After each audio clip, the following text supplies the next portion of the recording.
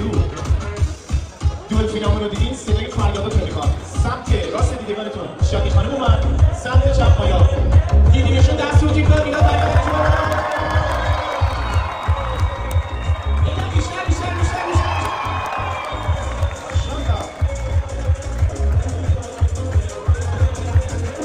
یه حرکت سرعتی چرخشی خوشگل از جریان تیما ببین این دوباره هم دیدین فریاد میخوام انرژی رو بیاد بیشتر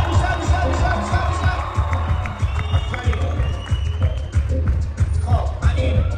یه ریتم باحال بیا میخوام شادی و پانیلی یه حرکت خفنش رو برم دستت بالا همه بالا یه سوتوجی نباها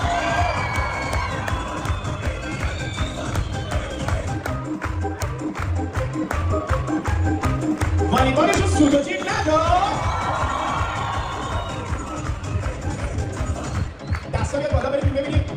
تنی میخواد چی کار کنه فریادا رو بیار مایا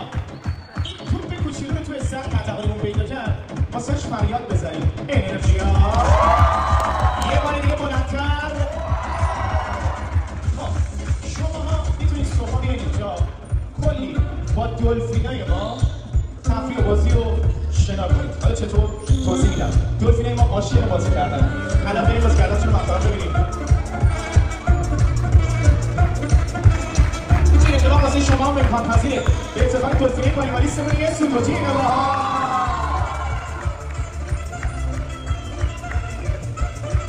حاضر ما یه دونه مانیمی داریم اینجا. دروازه‌بانیش بی‌نظیره. الان من کار کنم اگه 3 ضربه پنالتی بهش میزنه فقط عکس آماری میزنه دروازه‌بان رو ببین اگه گل نشد دست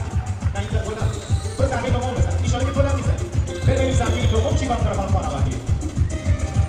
از تو جهت کرده تمام قدرتش رو میاره بالا واقعا تو داری میزنی این فکر کنم خیلی احساس خاصی نداره زیاد ضربه شده اما این اینجوری گل کردی من میرم میکنم واسه ضربه آخر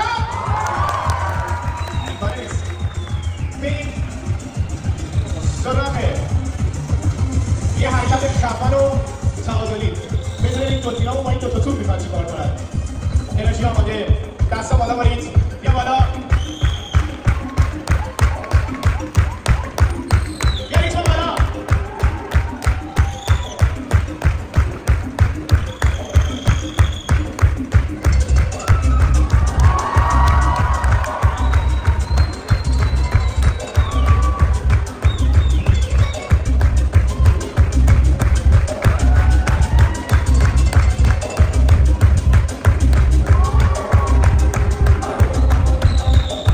آماده باشید من ازتون فریاد میخوام تیمون انرژی رو میخواد یعنی بلندتر میکنه فریاد نمیشه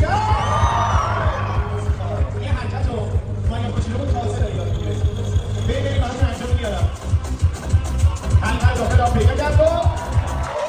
فریاد میخواد